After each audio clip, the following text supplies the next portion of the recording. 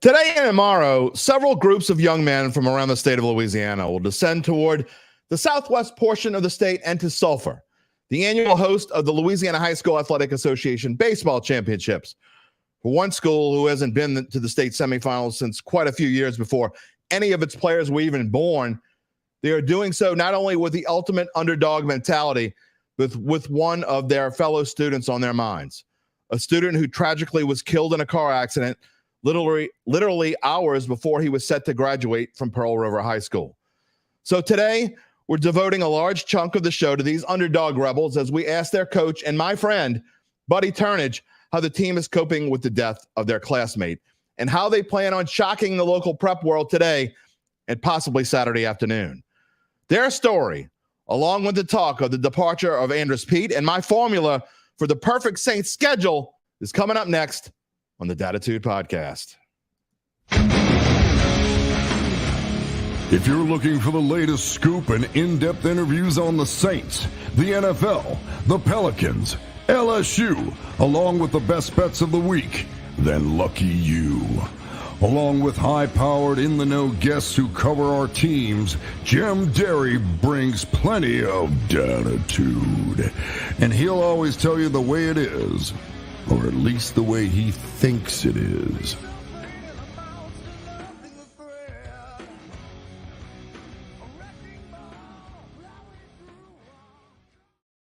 Where you at, New Orleans? And hello to my friends elsewhere, everywhere, out there, who are celebrating graduations across this great state and beyond all this week. It is indeed a wonderful time for many parents and families as they watch their seniors in high school and college and even kindergartners, right? They march up the aisle to receive their hard-earned diplomas this week. We celebrate them today on Dattitude, episode number 236 for a Wednesday, May the 8th, 2024. I am your host, Jim Derry. Whether you're watching on one of our NOLA.com social media channels or listen to the podcast, as always, I thank you for being a part of this show and being a part of the Dattitude family. We're going to talk about the Saints this morning for sure. We're going to spend a good 15, 20 minutes talking about the Saints, the upcoming schedule release, the movement of tackle Andrus Peat to the Las Vegas Raiders, and the domino effect it could have. But one thing I've always stressed about what I want this show to be, and at times we've been really good at it, other times maybe not so good, is I want this to be a diverse show talking about as many different topics in our little world of sports here in Southeast Louisiana. I know many of you come here to listen about Saints, LSU, Pelicans, Tulane, even my take on national professional sports overall. But I ask you if you've made it this far to listen to today's story. It is a compelling one. Although I spent a large part of my journalism career covering high school sports, and a lot of you know I'm about to enter my 11th year as a play-by-play broadcaster. I don't spend a whole lot of time talking about prep things here on Dattitude. We did a show 2 years ago with St. Charles football and baseball coach Wayne Stein. By the way, the Comets are the number one seed in Division III Select. They're rolling along. And I talked about his Comets winning a state championship in football despite dealing with the aftermath of Hurricane Ida. That story was very well received and remains one of the most listened to podcasts we've ever done. By the way, if you want to go back and listen to it, it is episode number 32.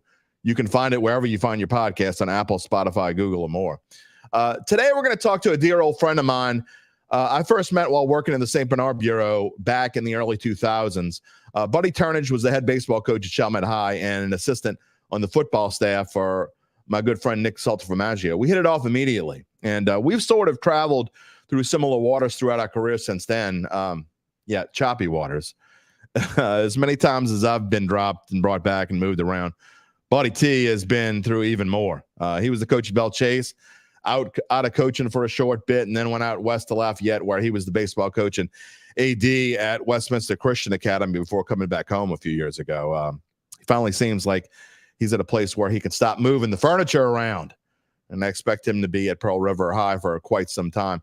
Look, this year's team for him is special and has a story to tell. Although, they've won 25 games, no one expected them to be still playing baseball on Mother's Day weekend, because despite the fact they're the 10 seed and we're supposed to lose both two weeks ago at 7th seeded West Feliciana and last week at 2nd seeded Iota, Well, they're Pearl River, and Pearl River doesn't make it this far. This team did. They weren't even able to celebrate it Saturday when they punched their ticket to Sulphur, because while they were making a comeback in the deciding Game 3 at Iota, the school seniors were graduating. It's a time for happiness and sheer joy. But this class was not celebrating. They were mourning. Again, as I told you in the open, a fellow classmate, Helgen Guerra, tragically died in a single-car accident earlier that morning on a Slidell Road. And we're going to have Buddy tell the story of the weekend and why this David could continue to slay Goliath both this afternoon in the semifinals, and they hope Saturday in the state championship game, and potentially dedicated to their fallen classmate. Before I get to Buddy, just a minute, I'm going to tell you about my thoughts on Andrus Peat, his departure to Sin City, what it means for the state of this offensive line. Are they in shambles? Is there still major problems there? What does it mean? What are potential starters? We did a story. Luke did a story of offensive tackles. You can check it out.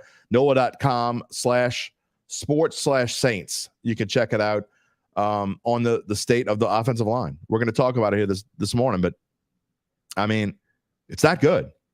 I mean, one of the things we talked about through draft week was if Andrus Peat, is he going to stay? We kind of assumed that he was, maybe hopefully thinking so. I got to hand it to some colleagues of mine who said they thought wasn't going to stay. Luke Johnson was one of those. He was on this show a couple weeks ago. He said he didn't think he was going to stay. I thought it was 60-40 or 50-50. I think he was politely putting it at 50-50. I mean, 40-60, excuse me. He was right. He didn't stay. He's going. We're going to talk about that. I'm also going to share my formula for the perfect Saints schedule. We're going to have fun with it. We were originally told thought that the schedule would come out tomorrow night, Thursday night, but instead it's going to come out. We got word yesterday. It's going to be next Wednesday, May the 15th. That is when the schedule is going to come out. Either way, like I believed it was important for the Saints at home run the draft, and they did that. I think this might be one of the most crucial schedules for this team in quite some time. I've already said how key it will be for the Saints to start fast. Hence, why they need the schedule to fall a certain way. So my ideal schedule will be revealed in just moments. Also, today's extra point is not sports related, but if you're older than, say, 35 or 40 and have lived in the New Orleans area all your life, or you were living here in 1995, then you will know the significance of May 8th around here. We're going to take a look back. Before all that, first, as always, if you are watching live, you can be a part of this show by typing in your comment or question here on YouTube, Facebook, X. We got a couple comments already. Jerry, you're with us again. We always appreciate it. Let's see. I don't really get this one, Brian, but I'm going to show it anyway because that's what I do. This guy you're going to talk to in a couple of minutes that coaches high school baseball, does he get good recruits to come to his team? And are some of the players that he gets, are they all-star players? Depends on what you mean by all-star players, and it's tough to recruit at Pearl River. I mean, it's pretty much a community school. I mean, you live in the Pearl River area, you're going to go to Pearl River. Of course, you can get kids to move into your area, but that's easier at other schools. Pearl River, it's not easy to do that. So at Pearl River, you're developing kids, in answer to your question, Brian. So that's coming up. That is it. I'm telling you, it's a great segment. It is worth watching. Buddy gets into it. He gets into how Saturday went. That's how the interview starts. We had to record it on Monday because obviously he's on his way to Sulphur right now, and I had more important things to do. So we recorded it on Monday. We show it here to you today. When we get to it, by the way, even though it's recorded, you're still free to type in comments. We will show them on the screen. I will be honoring the comments as that goes on. So please, by all means, comments, questions, put them up here. If it's during the live segment, I'll answer questions. If it's while the recorded Buddy T segment is up, I'll show it if it's a comment that's related to what Buddy's talking about. A reminder, if you would rather just listen to the podcast or catch a piece you missed after the fact, you can still find us in all the regular podcast places, Apple, Spotify, Google, and more. And you can send it in a comment via email at jderry@theadvocate.com. Lastly, a reminder to subscribe to our Dattitude YouTube page, which is ever growing. It's growing every day. I'm not exaggerating. Every day I go on there are more subscribers. We thank you for doing so. We thank you for being a part of the Dattitude family, as I said. So be a part of it. Join in, click in. All you got to do is click the subscribe button if you so choose. Like our videos. We hope you do. We got plenty of shorts that Gabe puts up every day. Also puts them up on TikTok. Great place to check it out.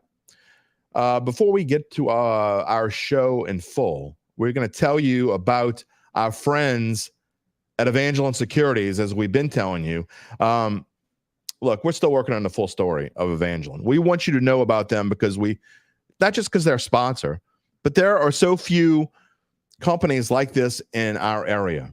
Companies that care about owners of small to mid-sized businesses who are trying to, or at least thinking of either selling, they want to retire, or they just want to move to the beach.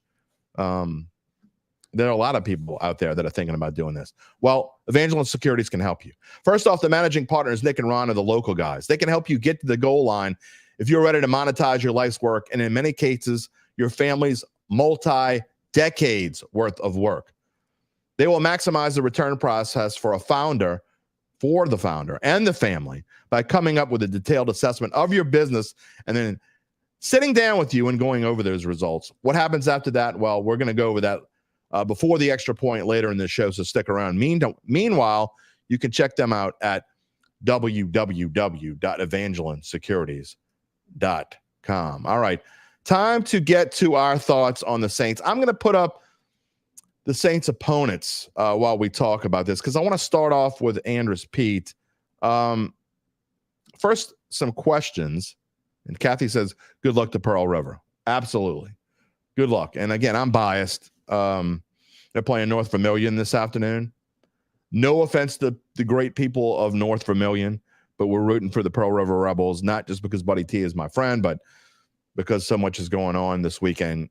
When you hear that, you'll be rooting for Pearl River as well. Brian asked, the New Orleans Saints don't make the playoffs this year, which I hope they do make the playoffs. Good for you. You're not one of these ones rooting for them to lose, which is dumb. It's only May, though. Wait till October. There will be people out there thinking differently. Do I think that Dennis Allen and Derek Carr are going to be gone? I think that if the Saints don't have a good season, and what I mean by good season is I think a minimum of 9-8 and make the playoffs, got to make the playoffs. They've got to make the playoffs. Whether that 9-8 is good enough to do that. Look, if they go 9-8 and don't make the playoffs, it's going to be another iffy in between. Are they going to get rid of them or not? Are they going to give them another chance? I think it also depends on if they start bad and finish strong and they finish 9-8 and don't make the playoffs, there's a chance that Dennis Allen stays. I just think that this is a year where, look, you've made all these changes to the coaching staff. You got to find out what you got, right? If they don't significantly improve, I think that that Dennis Allen's gone. Derek Carr, no. I think they could literally go 2-15. I mean, that's not going to happen. It seems the offensive line is not in good shape right now. But other than that, I don't see this team being in bad enough shape to stink up the joint. I've said this before. I don't think Derek Carr is going anywhere. So, no, part two of your question, I don't think Derek Carr is – I think he will be a Saint at least through the 2025 season at the minimum, the bare minimum. And if the Saints stink, it's a very good chance it's because of the offensive line, right? Andrus Peat leaving is significant. And he's leaving to go to Derek Carr's old team. And he's leaving to be basically a backup, which tells you that the Saints either the Saints didn't have a lot of interest in Andrus Peat, or Pete was determined he was going to leave. One of the two, or both of them. He was leaving. 3-time Pro Bowler, 9 years with the Saints. Started 102 games last year. Not last year. That would be a pretty interesting feat if you started 102 games last year. He started 102 games throughout his career, drafted in 2015. Last year, he had 12 starts at left tackle when the Trevor Penning experiment failed. Are we going to go through that again? Is that where we are? I'm going to get to that in a minute. He is was the second longest tenured Saint, only to Cam Jordan, future NFL Hall of Famer. Man, Oof. Yeah, I mean, it's frustrating. It's frustrating because of where this offensive line is now. He returned to the Saints last year on a reduced one-year deal, and he probably thought that he was going to start at left guard. If you remember, about this time last, well, maybe not this early because it was during mini camps. Mini camps, he suffered an injury, and it lasted not only into training camp, but well through training camp, lasted into the season. Remember, we were talking about all we want is the answers about Andrus Peat. For those of you that watch the show and have watched it on a regular basis for more than a year, you know what I'm talking about. No one was asking these questions. They finally started asking the questions like right before the season started. We weren't seeing Andrus Peat. Yeah, he'd show up on the field and on the practice field, but he wasn't getting any reps. He was just standing there doing nothing. No one was asking the question, what is up with Andrus Peat? Finally, they started asking. And turns out Andrus Peat did not start in week 1, did not start in week 2. And the only reason why he probably even saw the field is because of injuries. James Hurst is now retired. James Hurst started at left guard last year. He got hurt. He's now gone. He's retired. Trevor Penning stunk so bad that Andrus Peat, they finally said, you know what? We give up. It was sort of like the Jameis Winston thing, right? There go the numbers again. You mentioned Jameis Winston, the number going to start dropping. I'm not going to talk about Jameis Winston, but it's a similar situation to where there was obviously something going on there where they didn't want to start Andrus Peat. Obviously, it affected why Andrus Peat's gone today. And they finally relented and had to. Trevor Penning was so bad at left tackle, they were forced to put Andrus Peat at left tackle. And you know what? He did a damn good job. I mean, fans have, and I have as well, it's at some point, but fans have often maligned Andrus Peat throughout his career here in New Orleans. And he wasn't that bad. He made the Pro Bowl 3 times, 2018, 2019, 2020. But the Saints, with him gone now, they're in a predicament. They have just one healthy starting tackle, and that's the first-round pick, Taliesin Fuanga. It would be a shock to see Ryan Ramczyk ready for opening day, if at all, in 2024. Luke Johnson keeps saying, I'm going to tell you this, and I know I'm biased. I'm going to tell you this. Luke Johnson has been right way more than he's wrong about everything. If you want to go through the beat writers and listen to other people's podcasts where they're all goo-goo gaga, mostly over the Saints, they don't want to be critical. They're afraid to say what's going on. I'll tell you this. Luke Johnson knows how to say things without pissing people off, unlike me. He was right about Andrus Peat going. And he has, again, I'm telling you, I encourage you to go read the story up on NOLA.com/sports/Saints about him going through where the offensive line right now is. And without him saying as much, it's in a tough spot. So let's assume Ryan Ramczyk isn't going to play. He says Ryan Ramczyk may never play another down in the NFL because of these injuries. Absolutely possible. If Ramczyk isn't ready and Fuanga must start at right tackle, which is very likely now, your starting left tackle in week 1 will either be likely, let's say likely, okay, because you never know what's going to happen. But it likely will either be Penning or Landon Young. Or potentially move Landon Young, I guess, to right tackle and Fuanga to left tackle, which he's better suited to be a right tackle. Or you can just throw him to the Wolves at left tackle. Maybe. You might have to. Haven't we been through this before? Landon Young, by the way, has 7 NFL starts since being traded to the Saints from Indianapolis in May 2021. Not saying he can't do it. We haven't seen enough of him to say he can't do it. So I'm not going to sit here and say Landon Young can't start in the NFL. How often do we see a guy that has been in the league for 4 years, though, has 7 starts under his belt and suddenly become an NFL starter, a quality NFL starter? You go through it. You figure it out. Not often. It could happen. Is that where they are? Also very unlikely, 7th-round pick Josiah Aziram will start at left tackle. If that happens, either this kid was the steal of the draft or the Saints are in even worse shape than we're talking about. I guess Young could, I don't know. I think the Saints are in just a bad spot. That's where I think on offensive line. We haven't even talked, and Jerry's saying he's glad. There you go. He's glad Pete's gone. I'm not. Love you, Jerry, but why would you be glad Pete's gone? Doesn't make any sense. They needed him. They're in a hole now. Left guard's a problem. Right now, the best option at left guard is probably Oli Udoh. He was a backup in Minnesota, but has 18 career starts. 16 of those career starts came in 2021 with Minnesota when Clint Kubiak was the offensive coordinator of the Vikings. That being said, Udoh has played just 176 snaps over the past 2 seasons. 2 seasons. He's played 176 snaps. That's not good. We're going to spend Friday. I'm not sure what my guest is yet. I think I know, but I don't want to say it because I'm not 100% sure he can come on.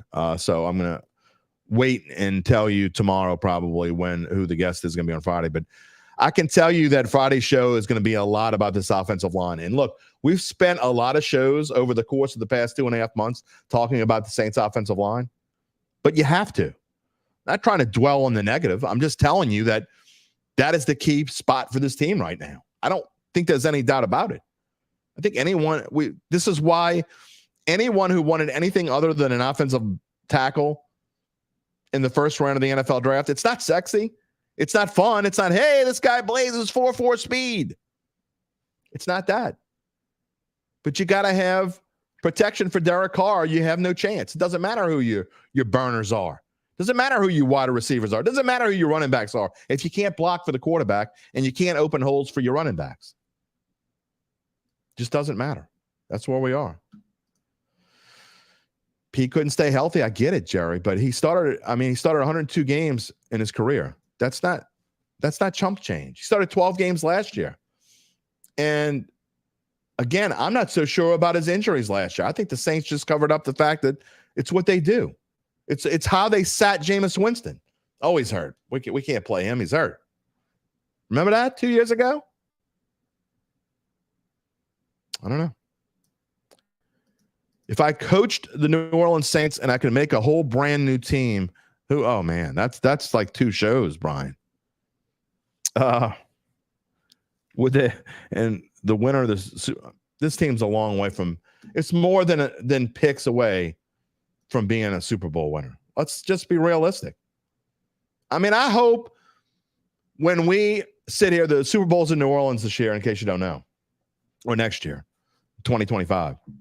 I hope when we're sitting here, the Saints they're like this Cinderella story that makes it to the Super Bowl. Look, if you get in the playoffs, especially if you win this lousy division, anything can happen. The Tampa Bay Buccaneers won their first playoff game last year and lost to a hot Detroit team. But was it out of the question that Tampa Bay could run the table? I don't know. How good is the NFC going to be this year? San Francisco is going to be down. Are the teams in the NFC going to be that much better? Is Philadelphia going to be that much better? Are the Dallas Cowboys? I think they took a step backwards. I mean, they're looking to sign Zeke Elliott back again. They have no running backs. Tony Pollard's gone. Are they going to be good? How good is Detroit going to be? Is the NFC, I keep wanting to call them the NFC Central, the NFC North. They're going to be a really good division. Is the winner of that division going to be the favorite to win the Super Bowl, or at least the favorite to win the NFC? I don't know. So we're sitting here in May talking about potential, what could happen and going forward, and what would I do if I were the Saints? You've got to back yourself in a hole.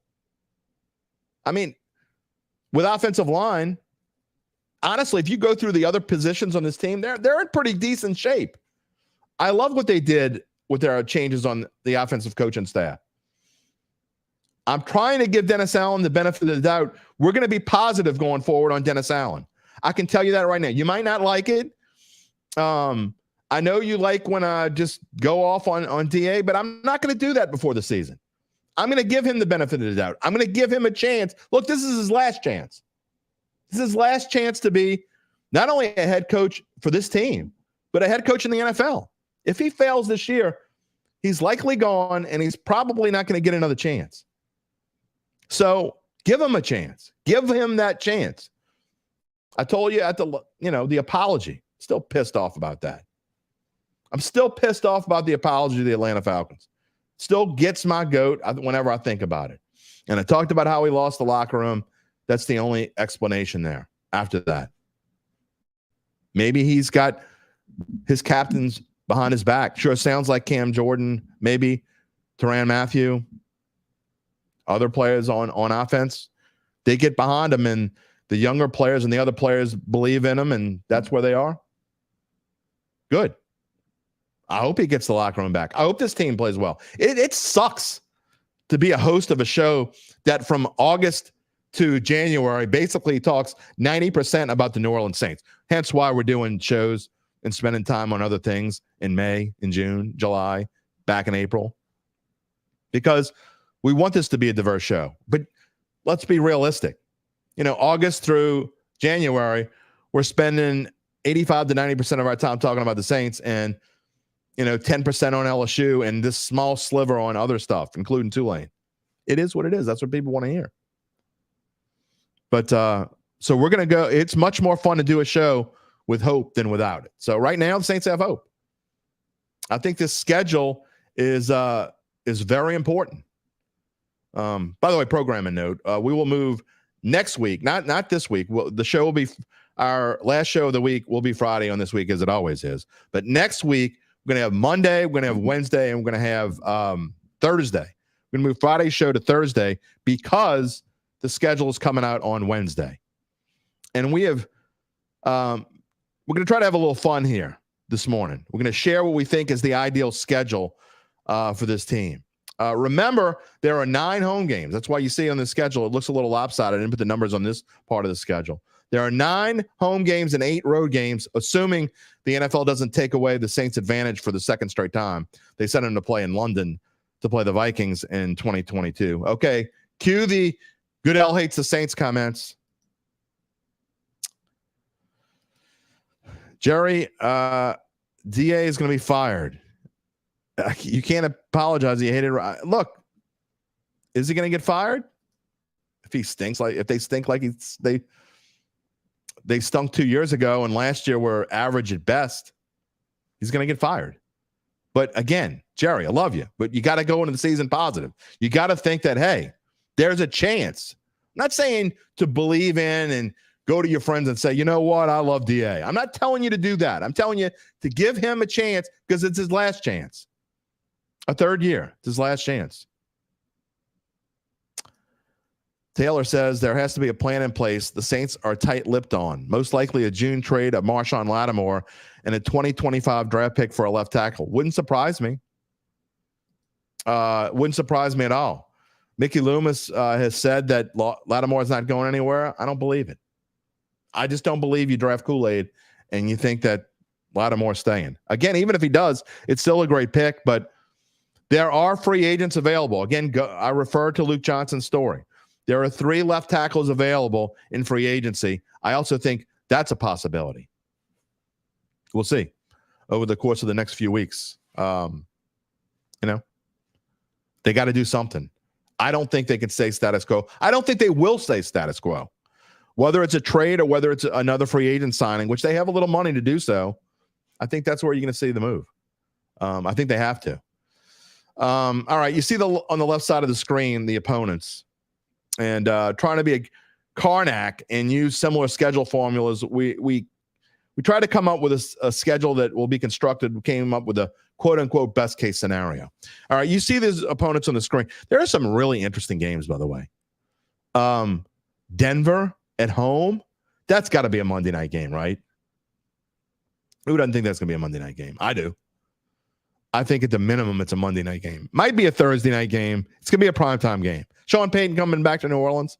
You can bet your sweet Bippy that is going to be a primetime game. What other potential? Look, Saints aren't going to be on primetime a lot this year. Last year, they had, 2 Thursday night games and a Monday night game and no Sunday night games. I think there's a very real chance that it's something similar to that, maybe even one less primetime game. The networks don't want this team a lot. They just don't. There's flex scheduling. So if the Saints are good and they prove that they are better than everyone thinks they are, they could potentially put games later in the season that matter and have them on a night game, on a Sunday night flex game. Excuse me. But we'll see. Philadelphia. Hey, that's at home. That's a good one. Jaden Daniels coming to the Dome. Interesting. Matt Paris made a joke in his mock schedule.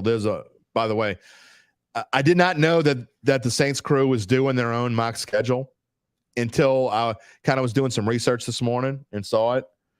It is Matt Paris's mock schedule is interestingly sort of similar to mine. Get to it in just a minute. And he kind of jokes. I think he's got Cleveland, I don't know, week 9 or something like that. I think whatever week it is, it's the same exact week that I have it. I'm going to show it just 1 second. But Cleveland, could Jameis Winston, all the struggles that Deshaun Watson's been through, we've seen him miss time plenty. Wouldn't it be interesting if, I'm not wishing anything on anyone by any means, but if something happens to Deshaun Watson, Jameis Winston comes starting the dome for the Cleveland Browns, saying it could be interesting. There go the numbers again. You just got to mention Jameis Winston. People stop watching. They come back. Oh, you stopped talking about him, so I can come back. Away schedule: Dallas, Green Bay, Kansas City. Woo! A little tougher than it was last year. All right, here is my mock schedule. Gabe says, bring on some Jameis. Does Denver scream Thursday night? No, I think it screams Monday night. All right, here's my ideal schedule. And I'm going to tell you why. Take a look at it for a second while I take a sip of water. I'm a little verklempt this morning. All right. So, again, I have said this multiple times. I think it is essential that this team starts 4-1, 3-2, something like that. They have got to, this new group, they have got to build on whatever chemistry they form. They've got to get some confidence under their belt. Maybe more important than any time the last several years. I think it's super important that this team starts off hot. And in other words, if the toughest part of this schedule is early on, it could be a long year. This is not the type of team you want to finish 2-4 or worse. This is not the comeback from the dead kind of team. We've seen Sean Payton teams kind of have a slow, lethargic start. They started 0-2, and I think the year they went to the NFC Championship game against the Rams. I'm sorry to bring that up, but I think they started 0-2 that year. So, but this is not the kind of team I think that can do that. So, if you see the schedule next Wednesday released, and it's got the likes of Dallas and Kansas City early on, and maybe even Rams, Philadelphia. If you see those teams packed up early in the schedule, I'm going to be predicting a long year.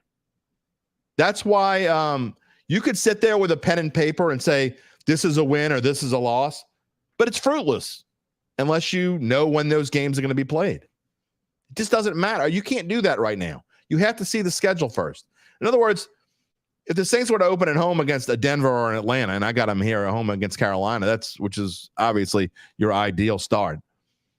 That might be completely different than playing either one of those teams later in the season after they get some playing time together under their belts, with them having new players at key positions as they try to build chemistry and cohesiveness. Also, we talked about the Kansas Cities, the Green Bays, the Dallases on the road. Playing in Green Bay or Kansas City in September, October is completely different than playing there in December. So here's why I came up with and feel free to chime in if you want to, no matter where you're watching. You can type it in. We'll see it here. So just kind of going by what the NFL has done the last few years and how they've formulated the schedule, we know that they're going to have multiple games where they're home 2 weeks in a row, multiple games where they're on the road 2 weeks in a row. And you just hope what you're trying to avoid trips to Europe. We're going to assume that the Saints don't have to go overseas because they did it 2 years ago. You don't know, though. They might have to. They're going to pick NFC teams to do this because NFC teams have 9 home games. So a lot of these teams, except for Jacksonville, which goes over there every year. So of the games that are overseas and international, it's going to be NFC teams. It's going to be NFC home games. You hope that's not the Saints. So with that being said, I got them opening up at home and closing at home against division rivals. So if you're going to start at home, you wouldn't really mind it if it was Atlanta there, but you'd much rather it be a Carolina team who I think is probably going to be like a 4-win team this season, right? Then assuming you go on the road, unless you play 2 games in a row to start the season, that's what Matt Paris has. You'd like to go to like a Giants. Okay. Go play the Giants early in the season. Do I think the Giants? Obviously, I don't think they're going to be very good. I could be wrong, but I don't have a lot of faith in Daniel Jones, and Saquon Barkley's gone. At Tampa Bay, you got to throw one in there. You can't just say, okay, you're going to put all the easy games in there. But look, if this team starts off with a schedule like this, they can have a fast start. If they start out at 2-0 and then have to go to Tampa Bay, I think that's positive. They can beat Tampa Bay. Are they better than Tampa Bay? I don't know. I think it's what and what. They showed it last year. Got killed at home against Tampa Bay early in the season and then beat them big time on the road towards the end of the season when they needed to win. And then how about coming back home for two games that are interesting? Washington and Jaden Daniels early in the season before he gets his feet under him. And then Sean Payton on a Monday night in week 5. Patrick likes having Dallas late in the season, near Christmas. Could be a good midday 3:30 game. Or, as Matt Paris points out, and I may have that one too late. I like that there. That's why I put that there. But I also think it's a possibility. You know how Dallas always plays at home on Thanksgiving, and they like to give them a Thursday game the next week as well. It's not out of the question Saints Dallas on a Thursday on Thanksgiving or the following Thursday. That's not out of the question either. So look for that as a possibility. So Sean Payton, Denver, I think that's going to be early in the season. 2 reasons why that game's early in the season. I think if there were one certainty to me, I think in the first 6 weeks of the season, the Saints are going to play Denver at home on prime time because the NFL thinks, or at least the networks think, that probably Denver and the Saints aren't going to be very good. So would you get the same kind of oomph from the Saints playing Denver later in the season? I doubt it. So there you go. Saints Denver early in the season. At Kansas City, again, you can't have all the easy ones early. But you'd rather play Kansas City week 6-ish than play them in week 15 or so. So got to play them, got to go on the road. Might as well do it in between a 3 out of 4 home stretch. Come back home, play Las Vegas. How good are they going to be? So-so. At Atlanta, Cleveland, and then the bye week in week 10. And then it gets tough. So if you do it this way, the second half of the season is tough. But hopefully you can go 6-3 through this first stretch. I think with a schedule like this, if the schedule looks something like this, I think there's a chance this team starts off 6-3, which gives you a great outlook on the second half and gives you a chance to win some games that I don't know that you would win early in the season. Play Philadelphia at home after the bye week. So then you're home for 3 straight weeks. Cleveland at home, a bye week, and then Philadelphia. Play the toughest team after the bye week. And then it's a little interesting stretch, but you know there's going to be an interesting, tough stretch. Have it come after the bye week. At Green Bay, it's not super cold yet. This is November, but it's not super cold in Green Bay yet. At the Chargers. And then you come home got to play the Rams. Got to play Tampa Bay at home. So that's, to me, would be a really tough 5-game stretch. But, again, if you get the Saints out to a great start, can they go 3-2? Or maybe 2-3 is good enough over that stretch. If they go 2-3 over that stretch, and we say they started with 6 wins, then you got 8 wins with 3 games left. Then you'd have to win 2 out of 3 probably to get that 10-win mark. At Carolina, at Dallas, home for Atlanta. I think if this is the kind of schedule that they get, I think they possibly could be, dare I say it, a 10-win kind of team. But if they get a schedule where you flip-flop this, you take those 4 road games and put them in the first half, man, different story. Put Philadelphia in the top half, put the Rams in the top half. Taylor sees struggling to see more than 7 wins, regardless of how the schedule falls. You can't do that, Taylor. You can't, again, you could say regardless of where the schedule falls, but it truly matters. You can't do that. I get it. I get why you're saying that. And I like, people, like I said, you could sit there with a pad and pen and say, okay, these are the home games and these are the road games, and I'm going to pencil win. You can't do that till you see it. I mean, when are the Saints going to have? They're going to play on a Thursday. When's their 10-day off stretch? When's the bye week fall? There's all sorts of things that matter. When's the short week? When are they going to play on a Monday and they only have a short week? It matters. Are they going to be home the next week after a short week? All that matters. You can't sit there and pencil in wins and losses or even begin to predict them until you see where the schedule falls. That's why I'm saying, the over-under right now at most books for the Saints is 7.5 wins. Can you make a prediction now? No. Because I think if they get a brutal schedule early, I'm betting the under. I don't think the Saints will win 8 games if they get a brutal start. If they get a schedule like this, I'm going to bet the over. You just can't bet it right now. It's not going to change much after the schedule comes out. That's one thing we've learned. It changes a lot early when it first comes out and it's already out. And then it changes again. It starts changing again around training camp. So there's no reason to bet it right now. Terrence is great point. We need to know who all the players are before making any predictions. I don't disagree with that. Not just the schedule. I don't disagree with that at all. We talked about it. First part of the show. It's going to be a long show, by the way, because our interview is coming up here with Buddy, and I know a lot of you came to hear that. But I thought it was important to talk about this today. I really did. Again, we're going to talk a lot more on Friday, both about the schedule and both about this offensive line. So we're not going to necessarily repeat ourselves because it's not going to be just me. There's going to be a guest on this show. So I'm going to get the guest point of view of all the things that I said today, and would love for y'all to come back and chime in. I would love for it, but we are going to get to Buddy Turnage here, and we're going to come back and then wrap it up with the extra point. Again, important. This was an important segment for me. All the things that Pearl River is going through, it's a great story. And I know a lot of you Saints fans are going to think about clicking off here, but I'm telling you, listen to it. It's heartwarming. They lost a fellow senior, not on the baseball team. He was a soccer player, Helgen Guerra. Got in a car accident at 3 a.m. on Saturday morning, just hours before he was set to graduate.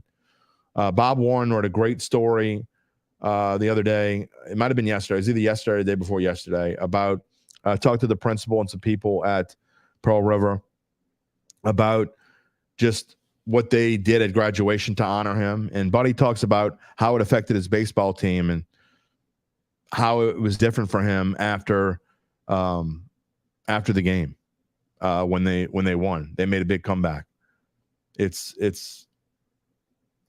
heartwarming story. I encourage all of you to watch it. And when I come back, we'll have pretty interesting look back on the extra point. We'll see you in a little bit. Welcoming in this Wednesday morning to the Dattitude podcast, presented to you by Evangeline Securities. My old friend Buddy Turnage. We go way back in the day. Yep. Way back. Buddy and I met Buddy back when he was coaching Chalmette baseball back before Katrina.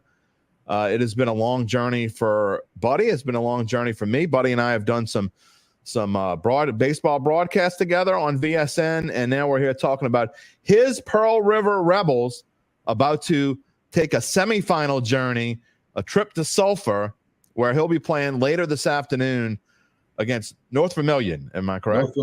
North Vermilion. So we'll be talking about that in the journey. We don't do enough high school on this show. I said back before, maybe a year or so ago, that we're going to do more high school stories. And really, one of the most listened to podcasts that we've done, this is 235 now, 236, excuse me. Out of all the podcasts that we've done, I'd say in the top 5 for sure was when we had St. Charles coach Wayne Stein on a little over a year ago, talking about all the things that they had to do at St. Charles after Hurricane Ida. It is one of the most listened to show, and I realize I don't do enough high school stuff, so we're going to be doing that today. But, Buddy, before we get into your team, tragedy struck your community this weekend, and I know obviously it is a small community, and it is one where all of your kids know all the other kids at the school. Mm-hmm. And an 18-year-old soccer player named Helgen Garrow was in a fatal, tragic accident this past weekend. I just want to know what, first of all, our heart and sympathies go out to you guys. But, I'd like to know, has it affected your guys at all? Have you guys talked about this? And I know, obviously, when you're a coach, as almost a second parent or a third parent, you have to talk to these guys, and I'm sure it's weighed on their mind somewhat. Yeah. First off, thanks for having me. As you know, Jim, I'm very emotional, passionate guy. So as we're talking today, if I happen to get choked up a little bit, I do apologize for that. I'm also the athletic director here at Pearl River. And so I've had the opportunity to be around Helgen in the soccer program and, Coach Patan and, throughout this year. And, walking in today, we were not at graduation. We had missed graduation because we played. But just walking in today and seeing some of the soccer players and some of the guys that were real close to him, just the somber mood still sitting. It's definitely not something that you want. Obviously, we did talk about it before the game. We did pray. We prayed for him. We prayed for his family. As soon as the game was over, we just took a knee. I didn't even talk to the boys after the game. I didn't talk to them about the game at all. Because, I told them we can recap the whole game. Everybody knows what they did. It was more about, praying for our community and praying for Helgen and his family and those that were close to him. And that's how we ended Saturday, after the victory. You think that, everybody would be like wanting to discuss the game and how it went. And I just did not feel that it was right to do that. But just trying to honor a student at our school. Buddy, it's sometimes kids get a jolt of adult reality, and we have to help them transition to that. And you've got kids that are on the precipice of being adults, and that's what we're trying to do. We're trying to shape them and get them ready for adulthood. But sometimes it's hard to figure out how to do that when you have situations like this. It is.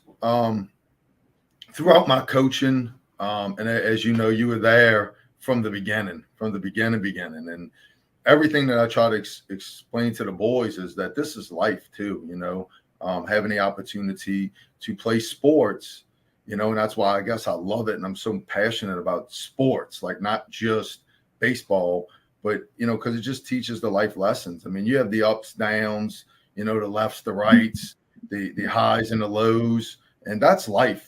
As well. I mean, everything's not always going to be smooth sailing, and there's going to always be that opportunity for a comeback, and in life, you're going to, sometimes things ain't going to go your way. And how do you bounce back from that? And so my guys, I guess, have had that dose of reality all year. We played Bro Bridge last year in the, second round of the playoffs, and they had a student that was involved in an accident as well, and his last prep high school game was on our field. And so we got a ball. He's still alive. I mean, but he can't play baseball anymore. And we had a ball made for him with his stats against us, because he went off on us. I mean, this kid is a phenomenal player, and I've been in contact with their coach all year, and just he gives me updates and constantly sending prayers that way. And we made sure that we kept him on our forefront as well, because we have the opportunity to keep playing. Yep. And, we never know what's going to strike us or hit us as we go along the way. You and I have both been on interesting journeys throughout our careers. It's kind of, although we've taken different paths and had different paths, they've been very similar in a way. Yeah. You earned your 200th victory this year. Congratulations on that, because that is not an easy feat to do, starting way back when we were youngsters. I mean, I think you and I were both too young to even know what the hell we were doing back then. I mean, kudos to Mr. Warner, Dave Brossett, at Chalmette High School to give, this fiery redhead the opportunity, when I was 25 years old. And that's kind of made my journey. If they didn't believe in me, then where would I be, today?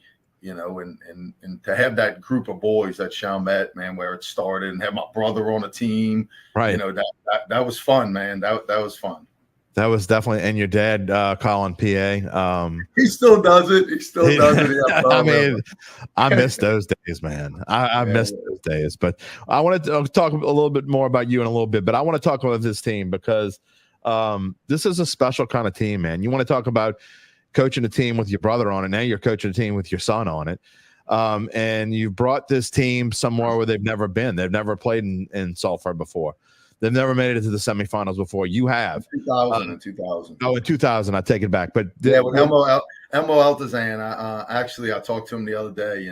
He's been a great friend to the program. He's always reaching out with a word of encouragement, for me all the time, and he's really following close. And I competed against Elmo, when he was at Pearl River and I was at Chalmette. We played him in the playoffs. Was it in Sulphur back then? Was it the same way? No. I think 2A at the time. 3A at the time was possibly Crowley. Remember they used to have the different sites. I do. Shreveport, Crowley, Zephyrfield. I do. Alexandria, the Aces. They used to play at that ballpark. Well, yeah, things are definitely different now. Mm-hmm. But anyway, just talk about this team and the journey you've gone through. First of all, before the season started, did you expect that your team had a chance to make it this far? I know you try to be as positive as possible, but in your mind and and realistically, did you think this team had a chance to make it this far? Oh, I did.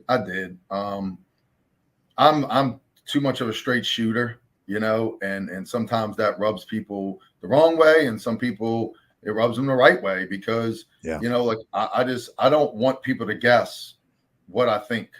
I'd rather just tell you, and then I accept, you to tell me what you think as well. And, like I told the boys this year, I said, year one, when I came here, I did not discuss state championships. I did not discuss going to Sulphur. I just did not think we were ready for that step yet. I thought we had a solid team. I thought we had a great foundation.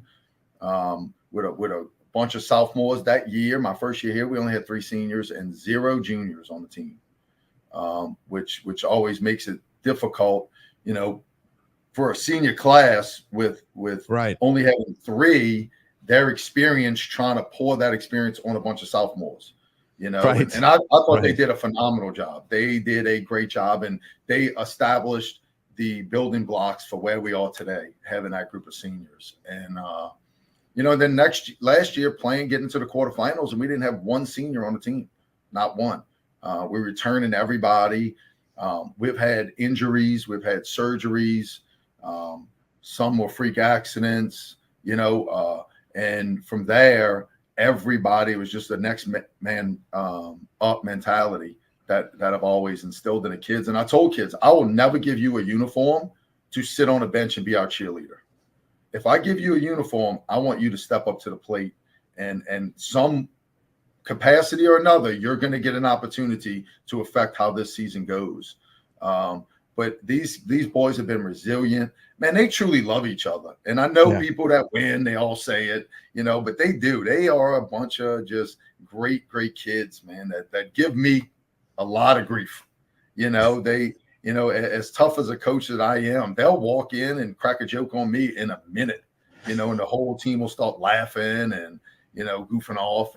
But I know, to me, when I was younger, maybe I'd have, how it was. But now being older, I just take it as a great sign of respect and a great sign of love that they feel that they can come in and goof off with me and joke with me and, still take it serious, I think you and I have changed a little bit over the course of 20 years, but, thank God, I guess, at least for me, you talk about, saying what you think. And that's why I tell people, that's why you and I are very similar, because this show, it's called Dattitude because I say what I think. Sometimes people don't like it.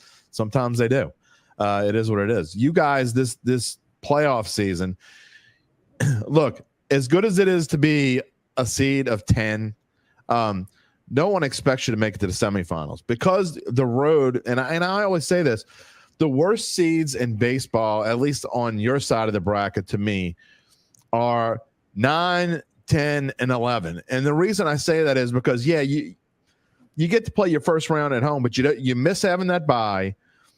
If you win like you're supposed to, you got to go on the road the rest of the way, and which is what you guys have had to do. You rolled over Morgan City, but then you had to go to West Feliciana, and you win game 1 and you lose game 2, and now you're like playing that same day, and you got to win game 3. You do, and then you got to go play the 2 seed, which is no easy task in iota. And, you guys win that first game, but then you have a heartbreaker. You lose in 8 innings in the second game. What was it about after that second game and losing that heartbreaker where you were able to turn things around?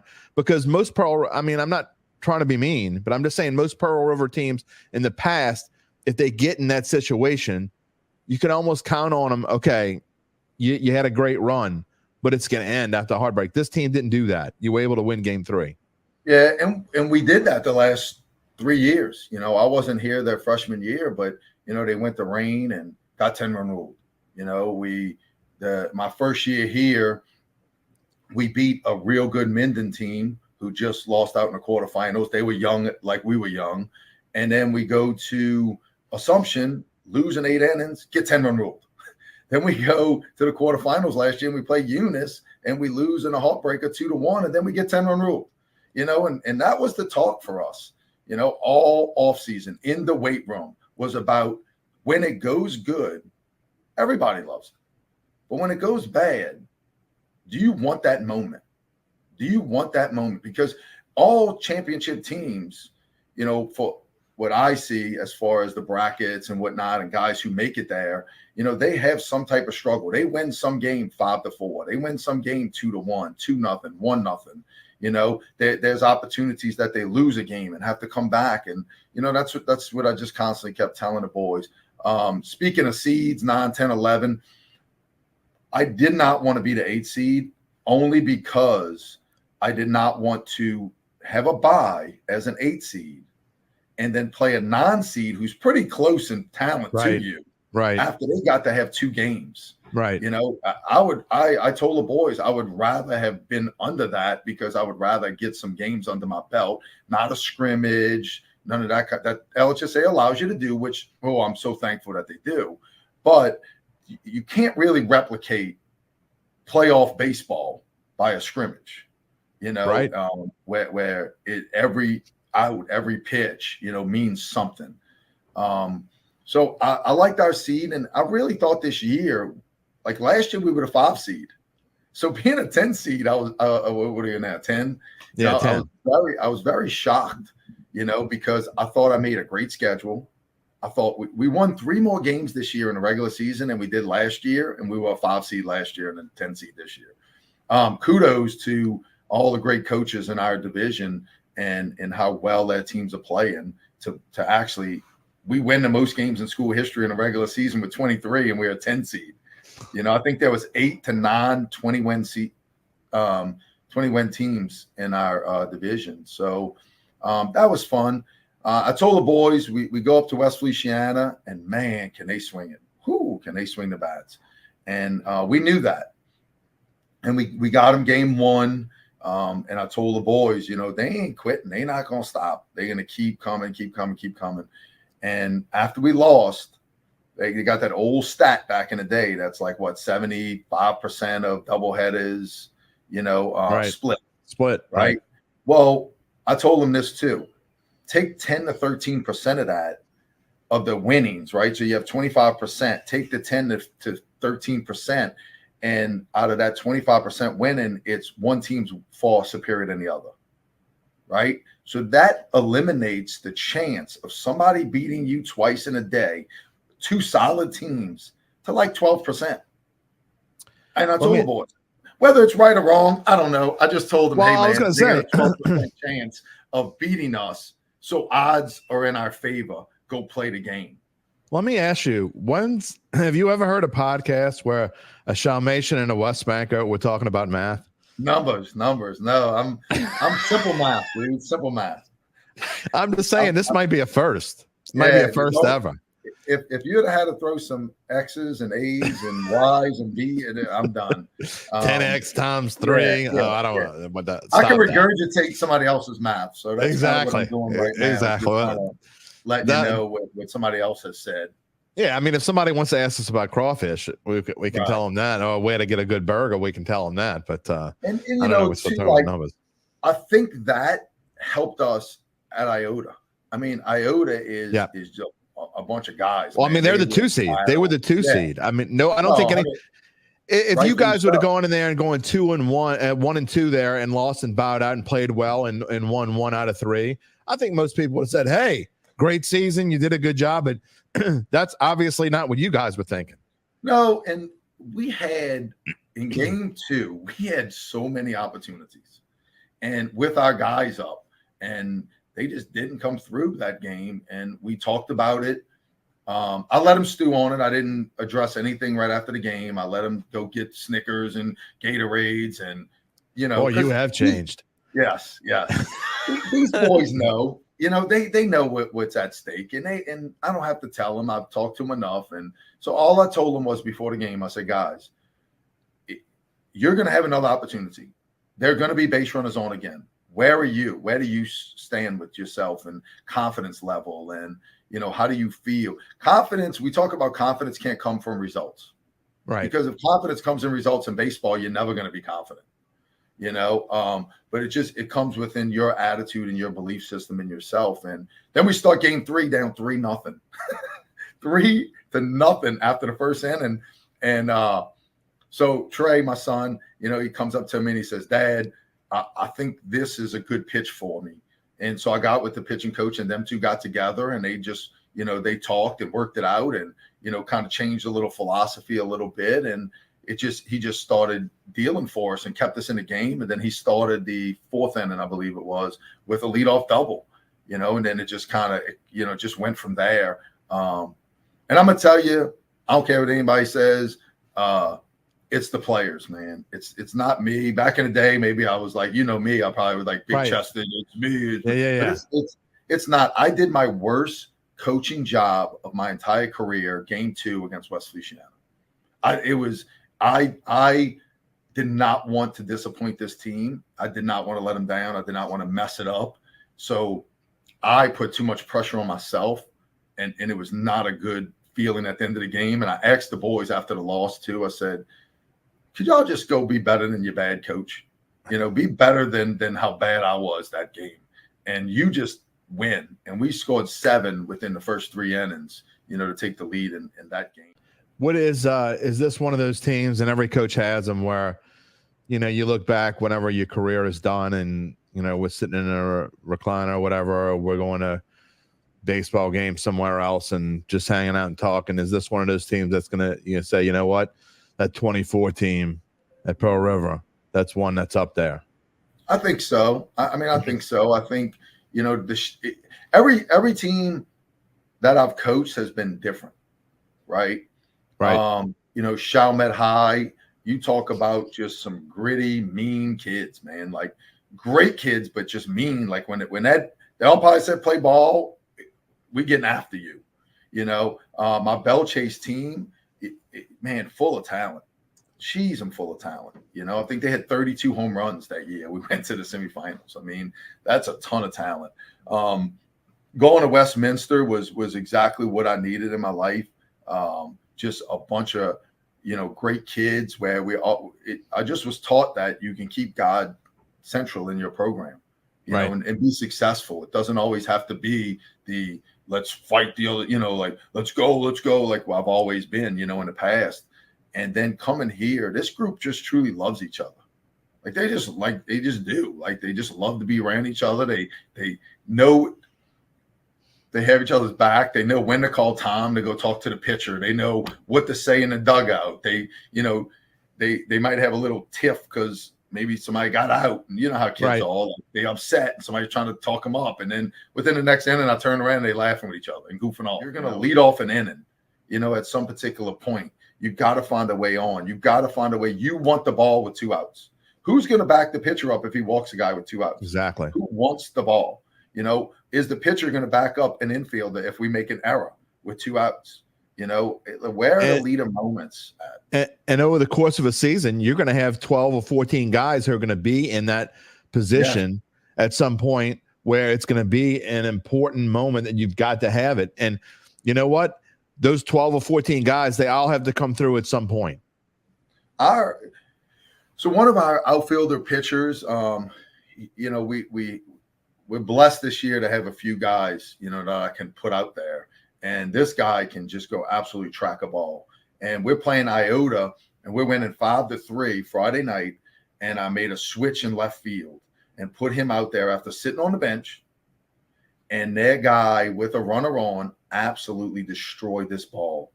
And he took off and caught it 2 feet from the wall. And I mean, an over-the-shoulder catch. It was phenomenal. And I told him after the series that if he doesn't catch that ball, that one hops the wall. They're either second and third, or they score and it's a triple. And, that to me saved that game, and so just having that opportunity, that was his leader moment. I think baseball especially, people don't realize what one moment in a game, it could be in a third inning. I mean, if an inning snowballs, it can change the entire course of the game. So I think, kids don't always get that sometimes that one save and catch, no matter what inning it is, it doesn't have to be the 7th inning for it to be super important, And we talk about the grass is blue, which is my philosophy. And some people like the grass is blue. Like, what are you talking about? When I was a young teacher, I went into, and it's just me. Listen, everybody out there, I'm a weird guy. Things go in this brain sometimes that doesn't make sense to anybody else. But, as a young teacher, you have to go to different classes to observe teachers. And I was in science, and they were talking about reflective light, and I was like, man, what if the grass was blue? What if the sky reflected down? And I'm just being me. And I'm like, what if the grass is blue? And I'm like, that'd be weird. And then I'm like, so would us winning at Chalmette. That would be weird when I got there. First 20 win back-to-back seasons in the history of the school. Going to Bell Chase, and they were a solid program for years and years and years, maybe just never got over that hump, And I'm like, that would be weird if we make a run, that would be weird here at Bell Chase, Pearl River, to make that run, So the grass is blue is basically just believing in the impossible, but we believe in it. That where other people think it's impossible. And so that's always been my motto since like 2004, 2005 at Chalmette High. I remember getting off the bus playing North Shore as an assistant coach, and our fans didn't think we can win. Our players didn't think we can win. Nobody in the state, if you looked at the game, thought we can win. And, we lost, and we got on a bus and felt it was okay. And I'm like, it's not okay. When can we turn the page? And so that's kind of where the grass is blue was invented for us. And my kids truly believe in that. Will the grass be blue on Saturday? I mean, you think about the possibility of, I don't want you to make a prediction or anything, but I mean, why is this team able to keep this David versus Goliath, your David journey going, and say, you know what, we can beat North Vermilion, and we can beat, I mean, let's face it, it'd probably be Lutcher on Saturday. Whether it is or isn't, whether it is or isn't. My guy at Iowa, man, he does a phenomenal job, and I was looking at it last night when you had mentioned, hey man, you want to come on the show? And I'm like, man, let me look at the 4 teams, right? So in 2021, North Vermilion won the whole thing. In 2022, Lutcher won the whole thing. In 2023, Iowa won the whole thing. And those 3 teams are there. Interesting. With us. Lutcher at the time was 3A, but that they were phenomenal, But North Vermilion went 2021, won it. 2022, they were state runner-up in 4A. So it's going to be that journey. It's funny you said David and Goliath a little bit. That when we played Minden, my father-in-law was a pastor, and I had asked him to come talk to the team. They live in Minden. That's where we evacuated when Katrina hit. And he came, and that's the story he told, the David and Goliath story, because we were a low seed at the time playing Minden, who was a little higher than us. And our whole philosophy is this, and I'm not, believe me, I'm not trying to bash like any coaches out there at all. I don't care who we play.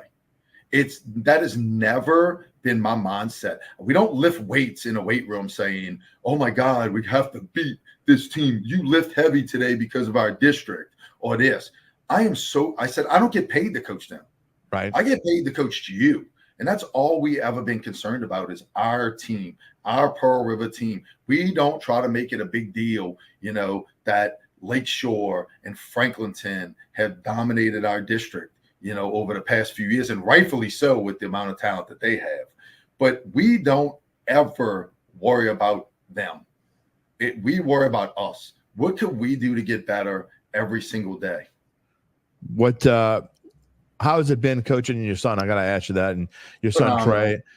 Trey is I'll on the say team. phenomenal. It might not be phenomenal for him. Yeah.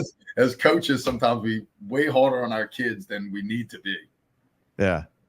I mean, how similar is he to you? Not. He's Rachel? Yes. That's a good thing, right? No, 100%, man. He's got my competitive, nature, but also my wife played college ball, so she's competitive as well. My son looks at everything, how it's going to affect the next person. Yeah. Like he's so just compassionate overall, and he's fiery now. Like he loves the let's go, but he's her. He's a little bit of Russell, my brother. I coached, at Chalmette, who's his godfather. He's a little bit of him, it's been awesome, an awesome experience. I've been told by many a great coaches, hey man, don't ruin the experience with your kid, and I felt at times I probably did, early on, because if you're mad, sometimes it's easier to say something to your own child because you're not going to call the school board on yourself. Right. So it's kind of, sometimes you want to yell at your kid, but you're mad at the team maybe. And this year I felt like I backed off a little bit with him to try to really enjoy this experience. And,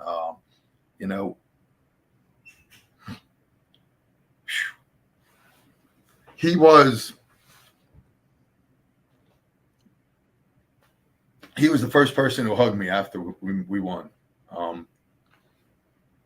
told you listeners, I do get emotional. I'm sorry about that, but it was. You should get emotional about it. It's a moment set in time. Last year we lost to Eunice, and they had a player, Coach Phillips. His son was on the team, and his son was a senior. And I just went and congratulated him after and told him, hey, coach, man, like, this is awesome for you and your kid. As much as I want to be there, I wanted to be in Sulphur last year. It was great for you and your child. And he said, coach, keep your head up because it's going to happen for you. And I probably put a little bit more pressure on myself this year because I wanted it to be a great season for my son. Taking other people's kids to Sulphur or to Crowley or to Shreveport, at Chalmette, at Belchase, and to not have that experience with my kid, not for me, for him. And so I'm extremely blessed and honored that we have that opportunity coming up. My wife tells me, well, she doesn't tell me, she tells other people all the time that he's out there and he gets to spend time with other people's kids. I mean, I cover other people. I write stories about other people's kids. Right. I don't get to do about my own. So, I mean, that's why when I see someone that I'm close to get a chance to do what you're doing right now, it makes it even more special. I mean, because coaches, frankly, Brian Babin did the same thing. And I got to watch him, and, I've known Brian for a long time as well.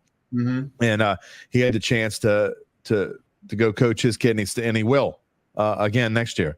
So I know it's a special moment. I want to ask you, how many coaches do you think actually get the chance to go? I mean, you come from a household of boys that just beat the crap out of each other. That's what they did.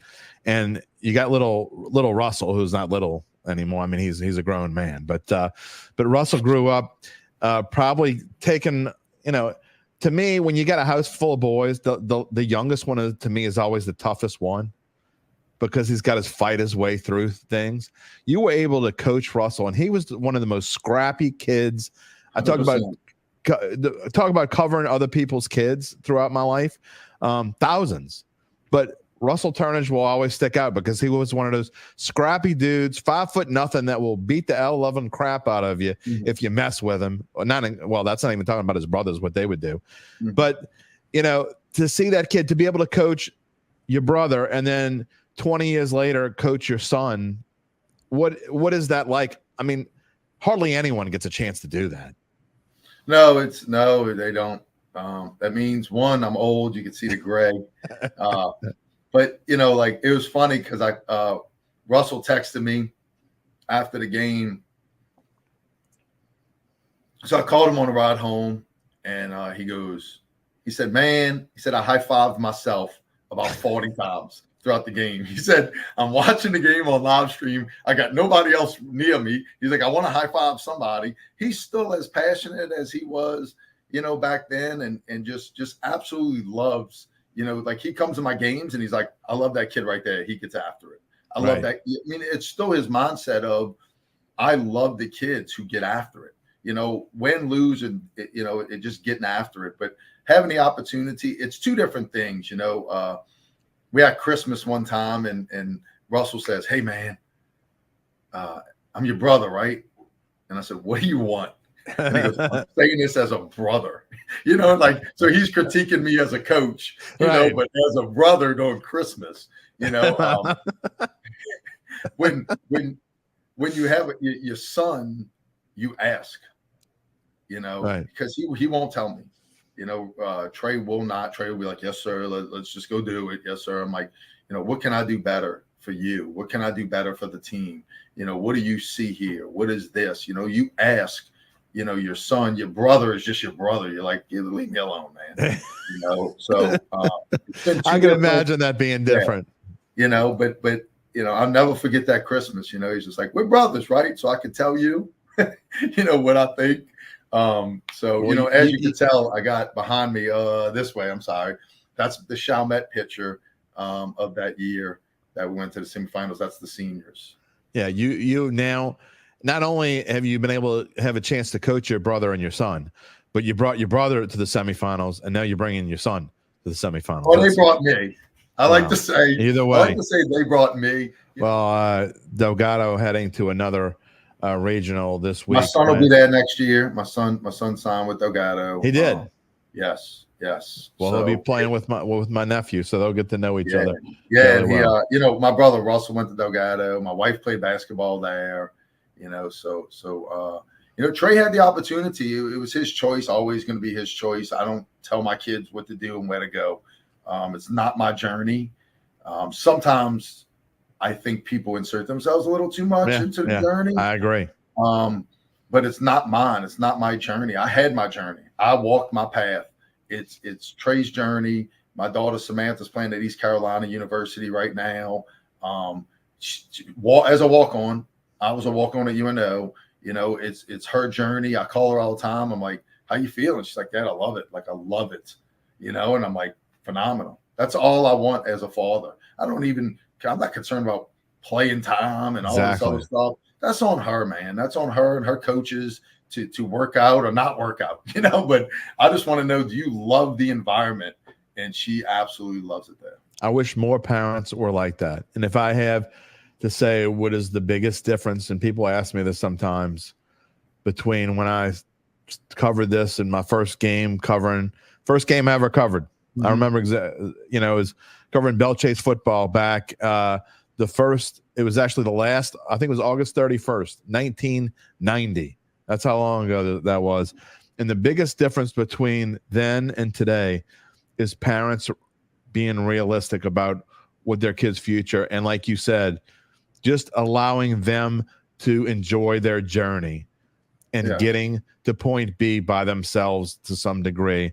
They don't have to be, you know, the next Caitlin Clark. They don't have to be the next, you know, whoever, you know, Shohei Ohtani, whatever. Let them be themselves. Let them be Samantha Turnage. Let them be Trey Turnage. And to me, that's what you're doing great. Not just with your own kids, but your baseball kids. The one of the greatest videos I ever saw, and I show my parents at parents meetings, I show my players, is Skip Berkman's bet nickel. You know, it's guys, if you have never saw it, go see it. It's a 1.5-minute video. It is phenomenal. But also on the flip side, so people don't just think I'm talking about, I'm not. I can't be the bet nickel either. I can't be that guy that is, you know, ruining what, you know, my players want in their journey. I can't ruin their journey. And that's why I put too much pressure on myself, I think, at times as a coach, to not do that. Did I say the right thing today at practice? Did I not say the right thing today at practice?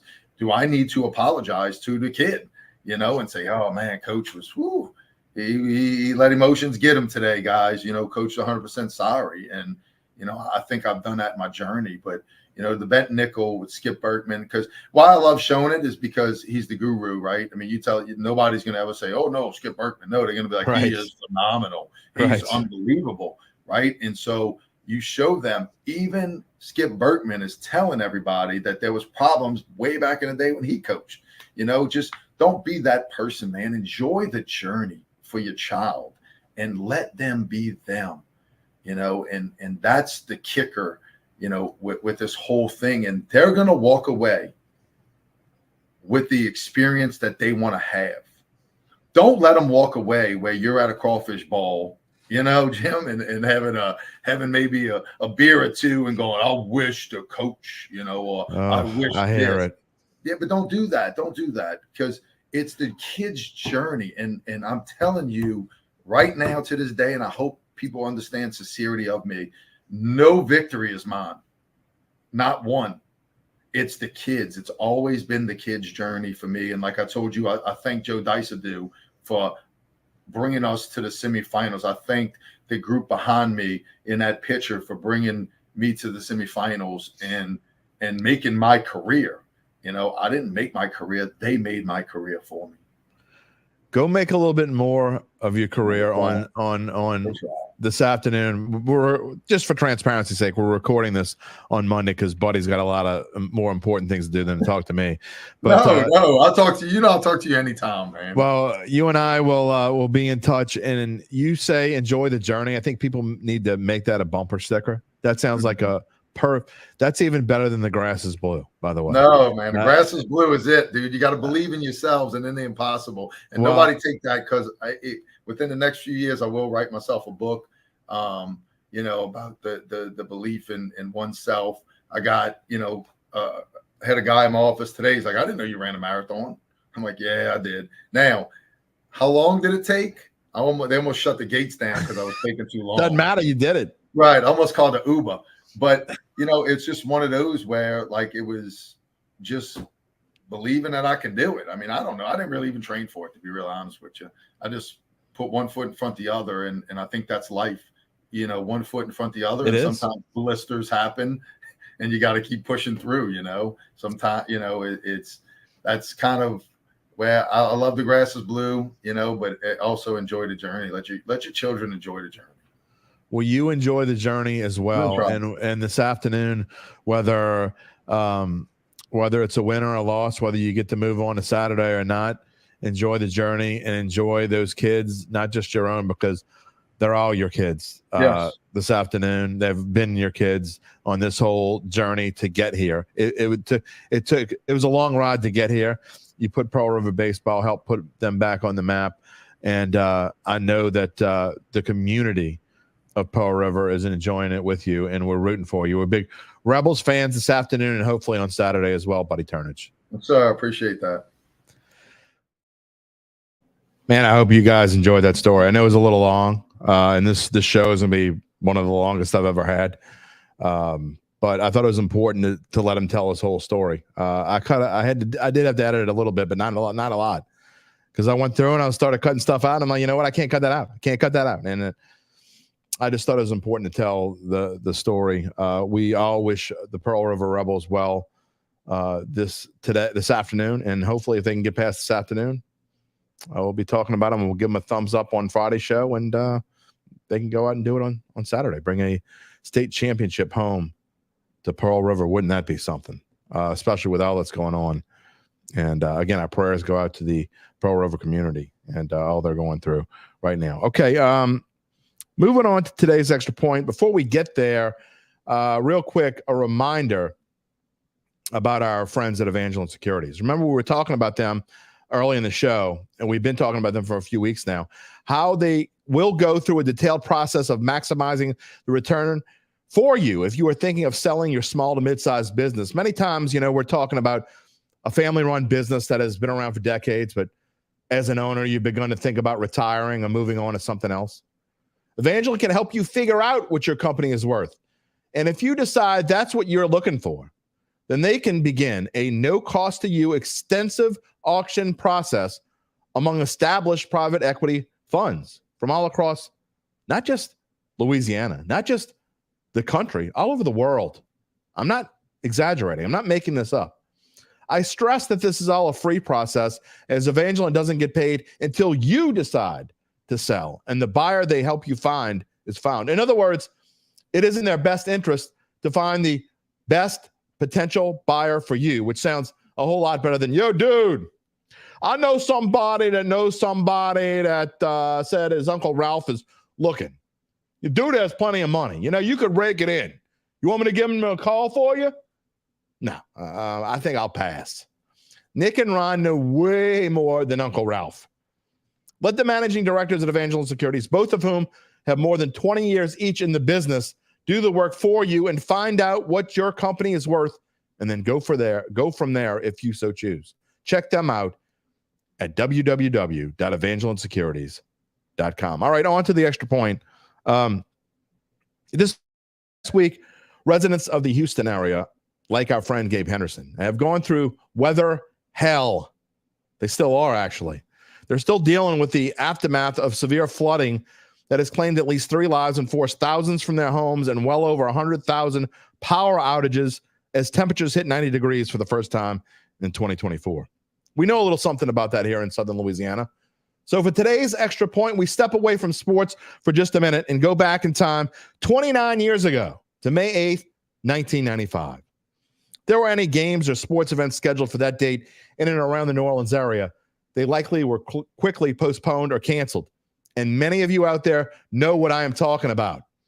There are certain dates that live in infamy in and around this town, and old-timers like me know exactly what they mean.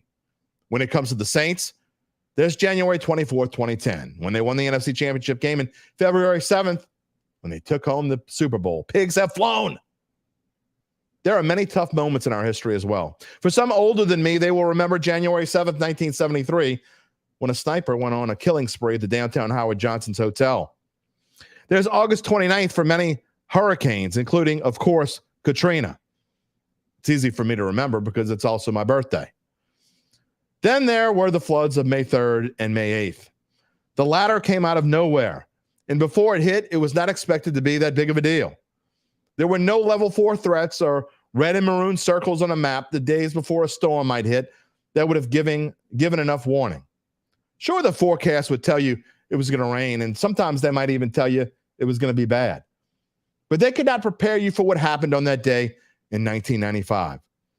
While areas like the West Bank were mostly spared, getting 5 inches or less, areas in the city received anywhere from a foot to 17 inches of rain in a matter of a few hours. Ormond Estates in St. Charles Parish had more than 1.5 feet of rain. Then Kenner Mayor Aaron Broussard said, if May 3rd was a 100-year rain, then this must be the rain of the millennium. I mean, my God, this was a rain of biblical proportions. Next to that article on the jump page of May 10th, there was a headline that read, are your carpets and car soggy? Nearly everyone who worked at the Times-Picayune on that night of May 8th had their cars ruined. I had just bought a new car a few weeks prior, but Luckily, I was off that Monday night. My wife was just shy of her 17th birthday at the time and tells me of her car getting stuck in Metairie for hours and not being able to get home. When she finally did, she lived with driving an old car that somehow made it through but smelled like mildew for months in the hot Louisiana summer. Indeed, this was a day that many of us will remember and remember well. Although I can't remember what I had for dinner last night, but that's a whole nother story. How does that work? Well, that's another extra point for another day. It is time for us to wrap it up here on this Wednesday. If you made it all the way through this show, it certainly was a different kind of Dattitude, but that's how we like it here. We hope you enjoyed the Pearl River story, and I want to thank Buddy Turnage for telling it, and Gabe Henderson behind the scenes, of course, for helping with the clips and the comments. We will get back to a full show on the Saints on Friday, and we hope you can enjoy us then at 11 a.m. live or later, maybe even over the weekend, however you want to do it on demand. A reminder to subscribe to our Dattitude YouTube page and click the little bell to receive notifications when we go on the air live. You can find us on Facebook, X, YouTube, whatever, TikTok even. You can subscribe to the podcast on Apple, Google, Spotify, wherever you get your podcast, and find a replay on the show on NOLA.com/sports. We will see you Friday. Take it easy, my friends. If you're looking for the latest scoop and in-depth interviews on the Saints, the NFL, the Pelicans, LSU, along with the best bets of the week, then lucky you. Along with high-powered, in-the-know guests who cover our teams, Jim Derry brings plenty of Dattitude. And he'll always tell you the way it is, or at least the way he thinks it is.